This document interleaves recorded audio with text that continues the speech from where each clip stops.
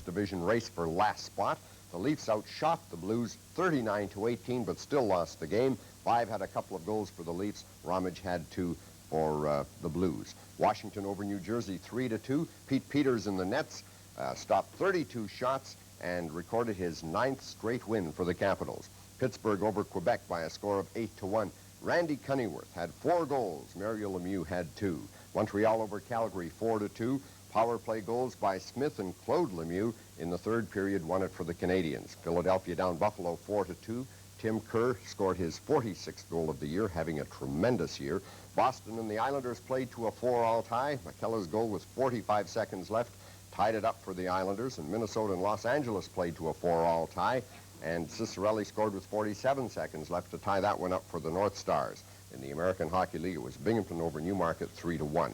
The standings in the Tournament of Hearts tournament in Lethbridge, Alberta, BC leads with 6 wins and 1 loss. Alberta is next at 5-2. Manitoba, Newfoundland, and the Territories are 5-3. Quebec and Saskatchewan are 4-3. And Team Canada struggling at 3 wins and 4 losses.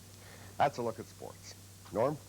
Thank you, Willie. President Ronald Reagan says the United States will offer a draft treaty on medium-range missile reductions today at talks with the Soviet Union in Geneva. The treaty comes in response to a Soviet proposal made last weekend. With a look at what the U.S. treaty is likely to contain, we're joined in our Calgary studio by Dr. Cynthia Kunitza, political scientist at the University of Calgary and assistant director of the University of Calgary's Strategic Studies program. Good morning, Dr. Kunitza. Good morning. What will the American draft have to contain to show the Soviets the Americans are really interested? Well, there are a number of issues that are still outstanding between the two sides on the issue of intermediate range forces. One is where they can be deployed. The two sides have agreed that they would not be in Europe, Soviets in Soviet Asia, American weapons in the United States. Yeah. The Soviets, however, do not want any of those in Alaska because that could threaten Soviet territory. That in itself is reasonable, but at the same time it sets a precedent of the Soviet Union saying where in the U.S. systems can be deployed. Yeah. So that's one area that they might try to play around with a little bit. Another is the short-range nuclear forces. What kind of linkage will there be between the intermediate treaty and the short-range treaty? Right. The Soviets have a tremendous number more than the Americans do in that regard, and so the U.S. treaty may try to move a little bit towards the Soviet position on that. Right now, the Americans either want the right to build up to the Soviet level or have the Soviet level come down to the American one. President Reagan said yesterday that the draft treaty the Americans are going to offer is going to follow the specific formula to which he and Mr. Gorbachev agreed at the meeting in Iceland last October. In effect, are they going after what was rejected in Iceland last year? No, not really. Negotiations take a long time. They go forward, they go back, they go forward again. What was agreed at Reykjavik was that each side would have 100 launchers, Yeah. and that these would not be deployed in Europe. So that is still there. That's basically what the U.S. draft treaty will contain. That's what Gorbachev was saying over the weekend. Those are the broad outlines. Those are agreed upon. Does it come close to the original zero option that Reagan was offering back in, what, 81, 82? Yes and no. The zero option would have been no nuclear missiles at this range in Europe, and that's essentially what we're having. However, what was open at that time was the question of whether there would be the same range missiles in other parts of the world. What they have said now is that there will be 100 as the global limit. There are some critics of this idea, although the Europeans certainly were generally warm to the idea, and many Americans were. The critics say that if you eliminate these medium-range missiles in Europe, you could upset the superpower balance of forces. Is that a valid argument? It is valid from certain perspectives. The original reason that the Pershing II and cruise missiles were placed in Europe was to recouple the battlefield of Europe to U.S. strategic weapons. This was done this was done by making Soviet territory, by putting Soviet territory at risk from land-based missiles in Europe. However, those have only been in place since 1983. If we assume that the structure of deterrence was working before then we simply go back to the pre-83 type of balance. President Reagan said yesterday that of all the issues remaining unresolved, none is more important than verification. From what you hear from Mr. Gorbachev, just how far are the Soviets likely to go in this verification issue? That's really hard to say. They have certainly been more forthcoming in terms of saying they are ready to negotiate such items as on-site inspection.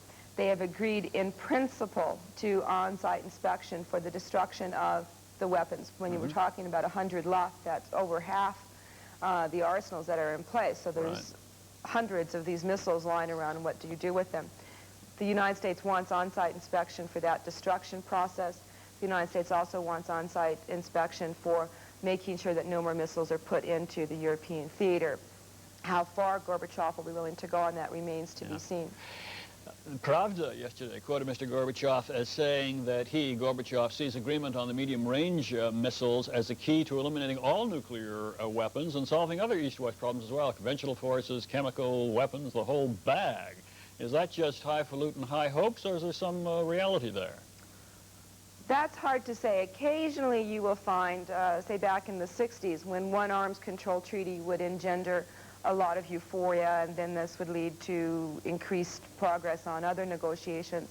However, each negotiation has its own distinct problems and its own technical details that have to be worked out, so that while the enthusiasm may be there, at the same time there would be some very real problems that would have to be overcome. Dr. Canizzo, thank you so much for talking with us this morning. My pleasure. Cynthia Canizzo, political scientist and assistant head of the Strategic Studies program at the University of Calgary. It's 15 past the hour. Here's Pamela.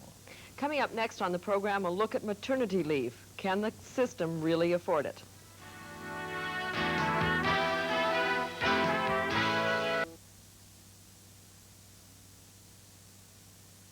In Canada, maternity leave offers women a chance to combine working with a family.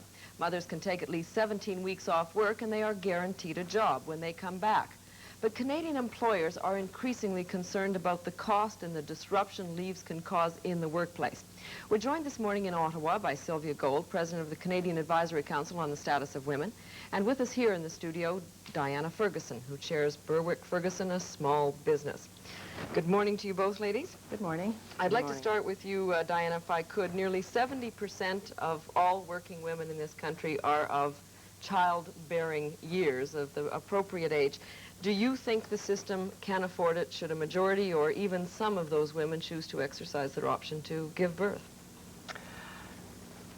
It's very good for Canada, for Canadian women to have children, so we can't discourage that. On the other hand, it does create problems for employers, particularly in terms of long-term planning. One of the things that a lot of people forget, that when employers create jobs, it's because some work needs to be done, and it's very difficult to get that done when the person isn't there to do it. So you are left in the situation, particularly, I suppose, in a small business, of having to find a temporary replacement. You may not find the kind of person you want exactly. If indeed you can find a temp to do what the person does. In a small business, generally people do a little bit of everything, and they become a little bit expert in a whole lot of different things. You can't train a temp to do that. So it's mainly other people covering for the person who's off, and that can lead to some other problems. Is it a financial strain? Not a direct financial strain. Most leaves are unpaid.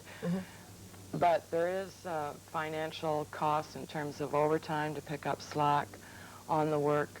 Certainly in a small business, the owner-manager picks up an awful lot of that, so instead of working 16 hours a day, they may be working 20 hours a day. To compensate. And there is a cost, but it's just not a direct financial cost. Sylvia Gold, how do you respond? How do you make employers deal with the fact that this is just a reality, that women want both jobs and families? Well, I think we both agree that these young working women in the workforce are making such a contribution. It's so important that really they're missed when they're not in the workplace. So given that fact, I think what we have to do is ensure that the job is there waiting for them when they come back from maternity leave, and that they're made to feel that having children, taking maternity leave is a normal part of life. I would like to emphasize the fact that given Canada's birth rate, most women today are having no more than 2 children. Also, most are taking advantage of the unemployment insurance policy, which replaces part of their income while they're on maternity leave. And so we're talking about the 17 weeks of maternity leave times 2 is 34 weeks out of the labor force during a woman's 30 or 35-year attachment to the labor force. All right, one of the concerns raised by a lot of small businesses, though, Sylvia Gold, is the fact that some of these women, and I don't know the numbers, no one seems to be able to find the exact numbers, say when they have, that when they leave on maternity leave that they will come back. They change their mind once they've given birth and say, no, I'm not coming back to that job, and it's left the employer in a bit of a bind. Well, in any program, there's going to be some abuse, and there are going to be some situations where a woman's situation changes. If she's in the unfortunate situation, for example, where her child is ill when it's born, and she has no option but to stay home and nurse that child, then what, you know, you can't expect her to come back. But on the question of abuse, the Forget Commission on Unemployment Insurance pointed out that really very few people abuse the unemployment insurance system, and I would wager that very few women abuse the maternity leave system. All right, Deanna Ferguson, you don't seem to agree with that. Well, yes, I think I am a bit in conflict with Sylvia on this. First of all, I'd really like to separate out UI, unemployment insurance, from maternity leave. That comes under provincial jurisdiction, and it's a system of guaranteeing jobs. I wouldn't even call that abuse, not coming back from having a baby. A lot of things happen to a woman when she has a baby that she probably doesn't even know before she goes on the leave. But it's a fact of life, and it's becoming an increasing fact of life that employers have to deal with. And this is the problem. They're paying her costs. Some people have suggested that women who go off on maternity leave should perhaps sign a contract saying they will come back. Do you like that idea? Philosophically, yes. Practically, I don't think it would work. Sylvia Gold, could you live with that kind of a system where the woman assumes some responsibilities contractually? You know, I think it's the economic factor that is going to encourage the woman to come back. Many women in the workforce, of course, because they enjoy their jobs, but fortunately it's because they get paid.